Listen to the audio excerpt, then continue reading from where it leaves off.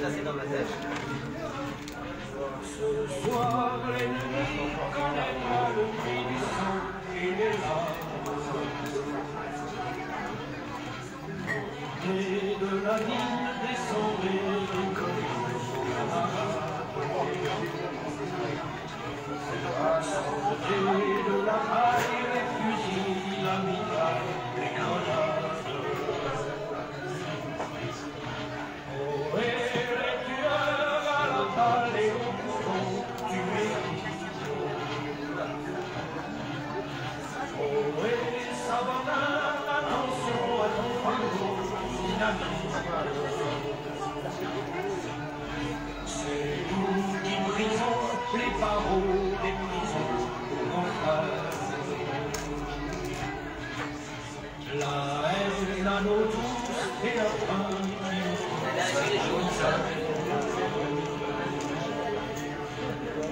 les pays, les gens prenez les rêves. Ici, nous vois-tu, on marche et nous dans le bâtiment. Alors quand il te met en colère, il te coule dans le on est en live les gars.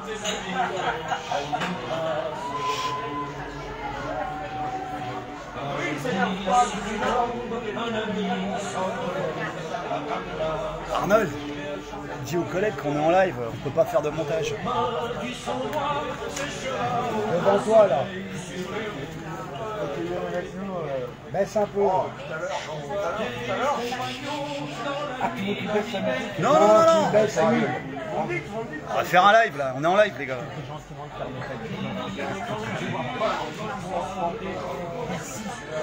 Merci Basile.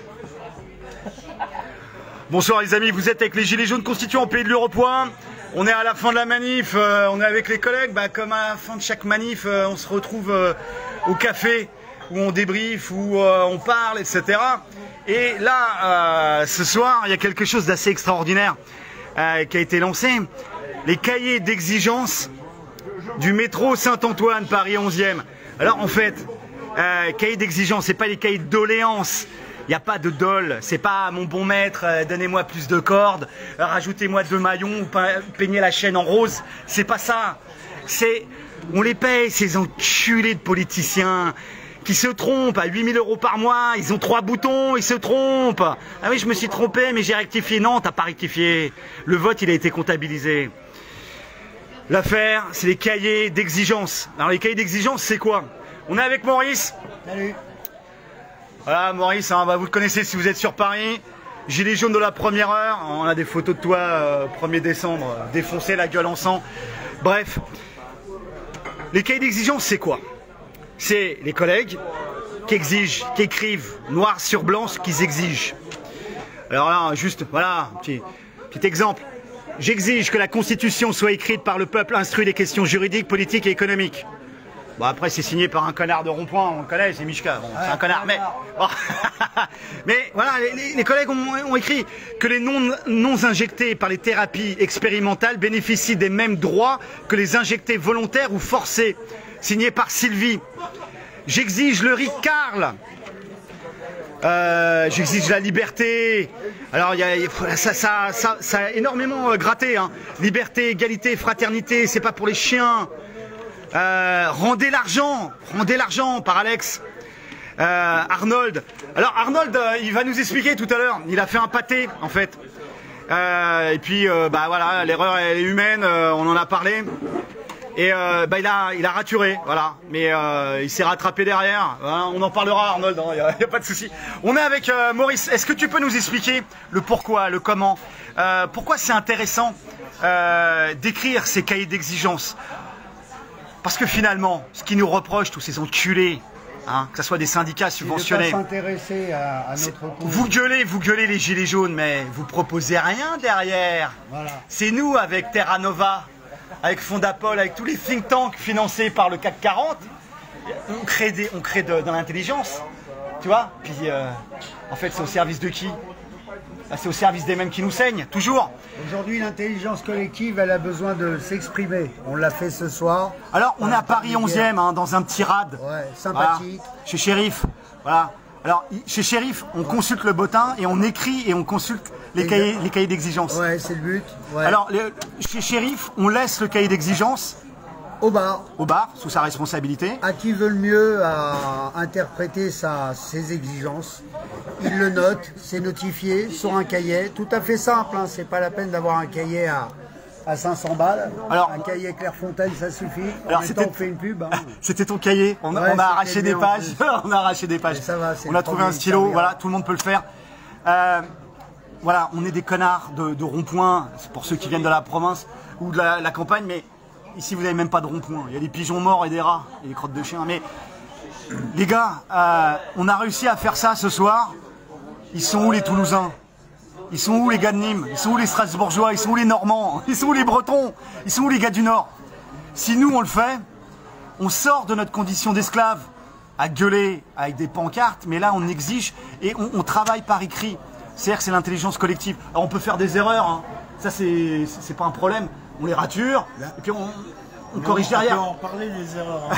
Parce que moi j'aimais bien l'idée de l'happy hour de 23h59 jusqu'à minuit. Moi je trouvais ça génial. Non, c'est le contraire. De minuit jusqu'à 23h59. Ouais, on entend bien, mais là on est là. Pense à tous les blessés, aux 23 000 blessés.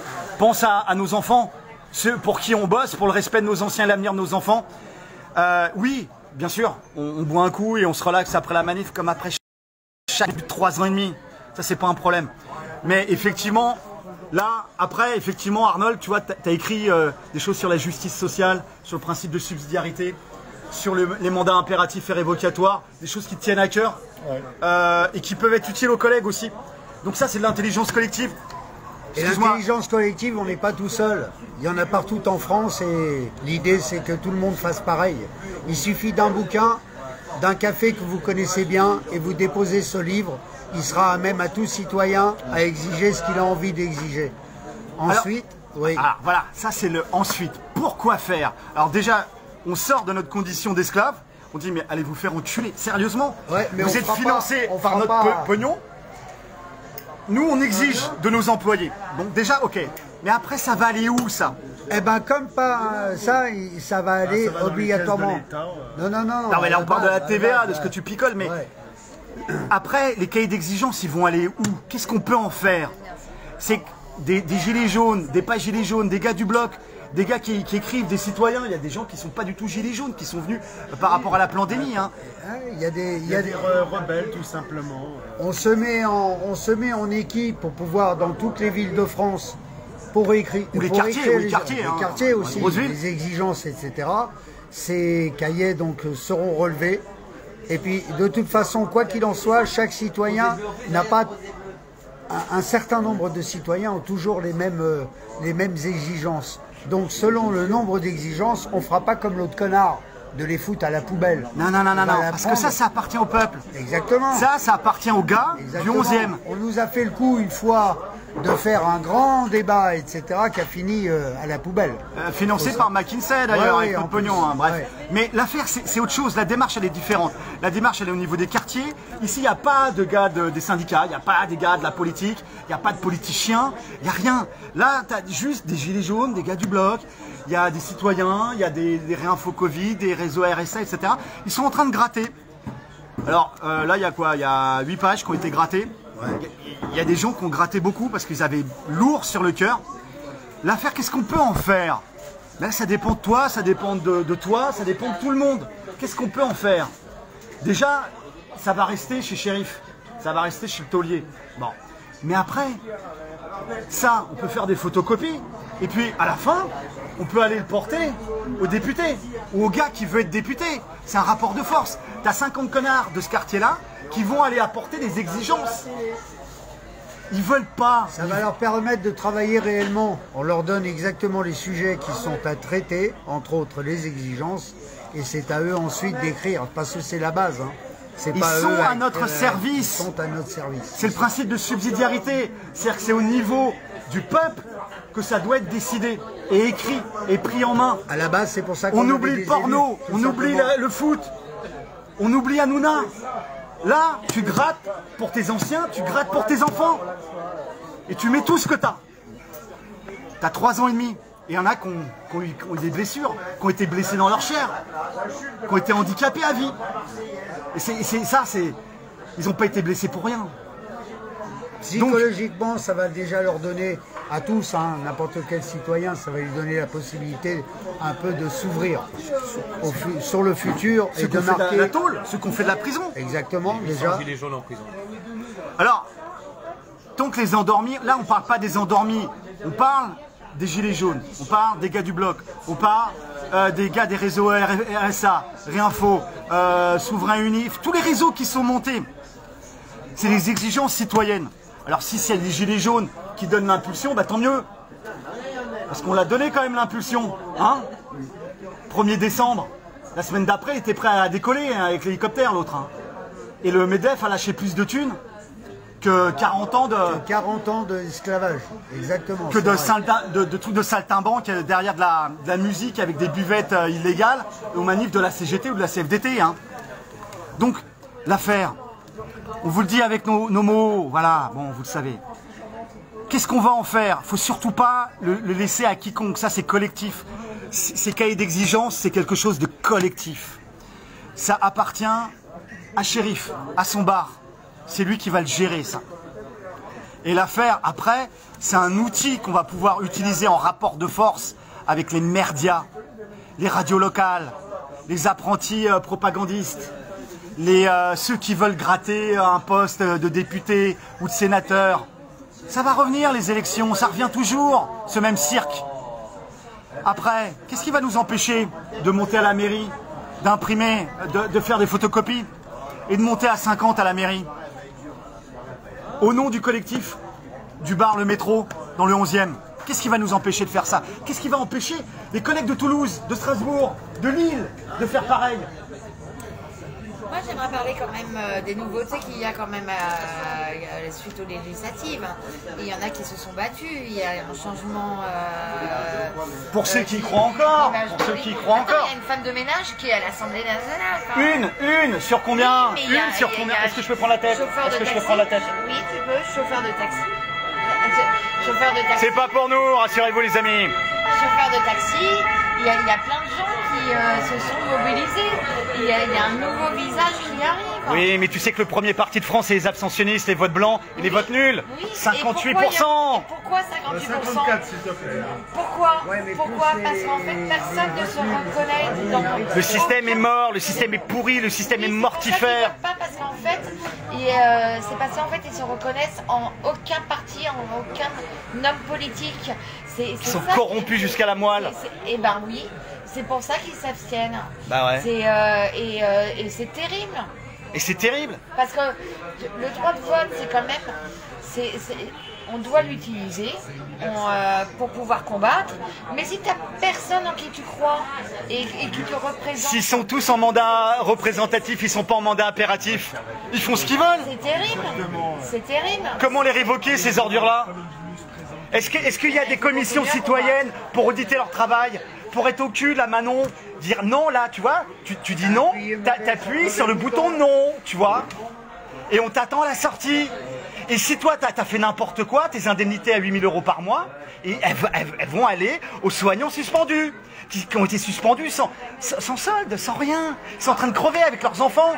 Alors que toi, quand t'as besoin, quand tu vas aux urgences, ils étaient là pour toi. Et ils étaient covidés.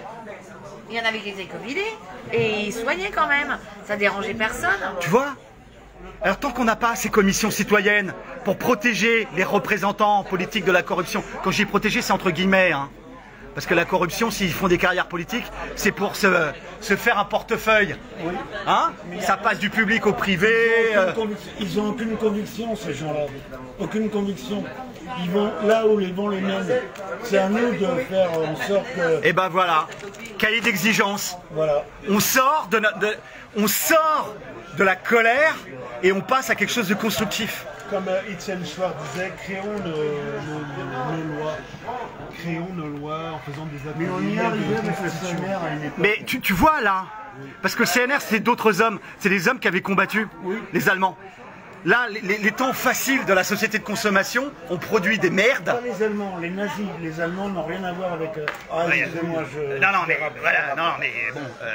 L'affaire, c'est que les temps difficiles de la guerre ont produit des hommes solides, qui ont fait les temps heureux, qui ont produit des merdes. Des merdes. Des merdes. Et on sait que c'est des merdes. J'étais confronté au même problème. À l'époque du Conseil national de résistance, on leur disait c'est impossible votre projet. Mais si c'était possible, ils l'ont fait. Et on était, pendant des années, on était le système social le plus beau, le plus propre du monde. Avec le contrôle sur le circuit, le contrôle citoyen sur le circuit du trésor, sur la création monétaire. Et alors qu'on leur disait que c'était impossible, et ils l'ont fait quand même. Donc nous, on peut le faire aussi. Alors là, c'est symbolique, les amis. Hein. C'est un cahier d'écolier avec des pages déchirées, avec un bic, hein, avec des connards de rond-point, sans rond-point en plus, parce qu'on est sur Paris. Ouais. C'est symbolique. Mais l'affaire, c'est qu'on fait un appel à tous les collègues qui nous suivent. Bretagne, Normandie, le Nord, Auvergne, les Teigneux de Strasbourg, et les Vosgiens, Le Sud et le Nord, tout le monde. Eh, les gars de Perpignan, les gars de Toulouse, Montpellier. les gars, faites des cahiers d'exigence, parce que ça, c'est monter des équipes à gratter sur des questions de fond, et peut-être qu'un jour, ces équipes pourront gratter sur autre chose, peut-être sur la constituante municipale. Et ça, remonter aussi pour créer ce qu'on appelle les CSP, les comités de soutien avant, il y avait les comités de salut public. Aujourd'hui, on les appelle les comités de salut du peuple. Okay, c'est très bien, mais grâce à ces cahiers d'exigence, ça va permettre en fin de compte de contrôler nos propres députés. Et dans le cas où on obtient le RIC, condition sine qua non qu'on gerbe vite fait et bien fait l'Europe, grâce à ça on aura le RIC, et là on aura le révocatoire, etc., qui permettra, en cas de litige, etc., de virer ces malpropres. alors c'est très simple, les amis, c'est symbolique et très simple. Un stylo, un cahier d'écolier, vous écrivez, vous signez. Vous n'êtes pas obligé de signer avec votre numéro de sécurité sociale, vous mettez votre prénom. Et c'est tous les collègues du coin, les collègues gilets jaunes, les autres collègues. Et si le mec écrit des conneries, comme tout à l'heure avec Arnold, bon bah voilà, il était bourré, bon, c'est pas grave. Et ben on va le voir, dis donc, on comprend rien ce que t'as écrit. Ah ben non, je croyais que, bah voilà, il a raturé, puis il a écrit mieux après, des choses plus importantes pour lui. Voilà. Et ça, on sait pas combien de temps ça va durer, mais semaine après semaine, on va écrire ces choses-là. Après la manif, on va écrire. C'est Shérif qui va le tenir. Et on invite tous les collègues qui sont en bonne relation avec des gars qui tiennent des bars, hein, des endroits publics où on peut rentrer, etc. Ici, on consulte le bottin et on écrit et on consulte les cahiers d'exigence. Ce sont des citoyens comme les autres qui sont prêts à le faire. Hein. Ça ne les dérange pas du tout, tout au contraire. Ils auront cette fierté de voir un cahier d'exigence chez eux, et n'importe quel citoyen qui a envie, en fin de compte, de déballer son sac et de lire, et de lire. Ouais, c'est une richesse qu'il faut exploiter. Et nous, Gilets jaunes, on se fera le devoir de relever tout ça pour en faire un état complet, pour voir que demain, on pourra négocier, pas négocier, on pourra exiger. On pourra exiger auprès de nos élus, de nos futurs nouveaux élus, de nos représentants, voilà, de nos salariés, Il faut être cohérent. C'est hein. nous les patrons. Tout ce qui existe aujourd'hui, pardon de le dire, mais c'est de la merde. Ça Le sert à système rien. est de la merde. Donc on les révoque tous. Ce sera obligatoire quoi qu'il en soit. Alors il y a des collègues qui s'emballent, qui veulent le grand soir, qui veulent tout brûler, qui veulent pendre tout le monde. Oui, c'est bien beau tout ça. Oui, c'est la colère. Voilà. Qui a la place après? Mais il faut sublimer cette juste et légitime colère en quelque chose de positif pour le collectif. Il faut penser aux gamins, il faut penser aux anciens en EHPAD. Oui, t'as la colère. Parce que la France, je suis désolé, elle a des valeurs, mais si tu mets n'importe qui après qui renverse tout, qui détruit tout, et après tu vas... C'est ce qu'ils font les jeunes. Voilà. Donc les amis, c'est quelque chose de très simple. C'est un exercice qu'il y a une douzaine de collègues qui sont prêtés au jeu. Il y en a plus qui vont écrire là tout à l'heure. Ça, c'est de l'intelligence collective. Ça appartient à personne. On laisse sous le contrôle du tenancier du bar. Par exemple, j'exige une réduction du temps de travail. Ça paraît dingue, ça paraît incohérent, mais moi je trouve que c'est cohérent sur une simple phrase. Il y en a d'autres qui vont vous mettre « j'exige le retour à une qualité d'enseignement ». Pourquoi? Parce qu'elle s'est aperçue, celle-ci, que l'enseignement est devenu une vraie dépravation. On est classé juste au-dessus de l'Albanie au classement PISA. Ils font n'importe quoi au niveau de l'éducation, de l'instruction des gamins. Ils leur remplissent la tête avec plein de conneries, mais ils savent ni lire, ni écrire, ni compter. Regarde par exemple, c'est limpide. Et ça, j'adore ça. Liberté, égalité, fraternité, c'est pas pour les chiens. Quand vous lisez ça, vous pouvez vous poser des vraies questions, des vraies valeurs. Et comme tout le monde a signé, la prochaine fois, on va aller voir les collègues. On va dire, mais est-ce que tu pourrais un peu voir faire des lives, tu vois? Est-ce que tu pourrais développer? Toi, c'est intéressant. Moi, ça m'intéresse, tu vois. Qu'est-ce que tu entends par l'éducation? Qu'est-ce qu'il faudrait? J'exige que la parole des enfants, leurs rêves et leurs remarques viennent, soient prises en compte. Voilà. Parce que c'est peut-être des enfants, et on dit toujours que la vérité sort de la bouche des enfants. Eh ben, faut arriver à les laisser parler un petit peu de temps en temps. Donc, les parents ont besoin de parler à leurs enfants, et ils ont besoin de laisser parler leurs enfants, parce qu'ils ont aussi des exigences, faut pas oublier. Moins de télé? Moins de télé, moins de jeux vidéo, un peu plus de lecture, plus de temps familial, surtout d'histoire, parce qu'il y a beaucoup de... Ouais, c'est la veillée là, tu es en train de nous remettre la veillée avec les contes, c'est où tu as l'ancien qui raconte les contes. C'est des moments de partage aussi, ça. Par exemple, la Révolution, il y en a beaucoup qui ne connaissent pas du tout l'histoire. Qui sont ignares. Ils ont été lobotomisés, mais par contre, ils peuvent te raconter par exemple des séries virtuelles. Mais là, au niveau de la radicalité, au niveau de la causalité, là, ce que la collègue, et on ira la voir la semaine prochaine là-dessus, on va développer, on va dire, développe, si tu veux faire un live, on va faire un live. Mais pourquoi il faut plus de temps d'échange dans la famille? Comment l'avoir, ce temps d'échange, d'écoute? Déjà, il faut vraiment que les parents prêtent beaucoup plus attention à leurs enfants. Bon, bien sûr, après, il y a les heures de travail, les parents sont fatigués quand ils rentrent du travail, ils doivent aller chercher les enfants, ils n'ont qu'une seule envie, c'est se poser. Mais il faut après discuter, ça va fiston, ça a été la journée, alors qu'est-ce que tu as appris à l'école, etc. C'est pas simplement tu rentres, tu fais à manger, allez, tu vas prendre ta douche, tu vas te laver, tu te brosses les dents, tu vas au lit, tu vas te coucher. Non, faut arrêter et puis pour te calmer, on te met devant les jeux vidéo, on te met devant un écran, etc. C'est même pas pour se calmer, c'est pour être tranquille. Il faut qu'il y ait beaucoup plus de communication, il faut y avoir des réunions familiales. Il faut changer simplement votre manière de vivre, c'est tout. Mais ça c'est important, tu vois, ça a été écrit noir sur blanc, ça mérite, tu vois, d'aller dans la causalité, d'aller dans la radicalité, radix le latin, à la racine des choses. Regarde ce qu'elle a marqué. Il faut plus Karina, de temps dans la famille. J'exige que la loi soit la même pour tous et que la justice et les décisions de justice soient approuvées par des personnes neutres. Ça nous amène à quoi ça? Nous amène à l'égalité devant le droit, que si tu dois défendre tes droits, tu es obligé de passer par un avocat, ça va te prendre 4 000, 5 000, 8 000 euros, ça va prendre 10 ans. Ça nous amène à quoi? Dans l'éventualité où tu es suffisamment élu, haut perché, etc. Avec du réseau, tu peux te permettre certaines... comment on peut appeler ça? Raccourcis. Certains raccourcis, certaines convenances. Parce que c'est ce qui se passe aujourd'hui. La justice, malgré que j'ai confiance en elle, etc., elle est tronquée à un moment donné. Le dernier à avoir confiance en elle. Parce que selon la position que tu as... Que tu sois riche ou puissant. Voilà, exactement. Ok, donc c'est une très très bonne idée et je vous incite à le faire.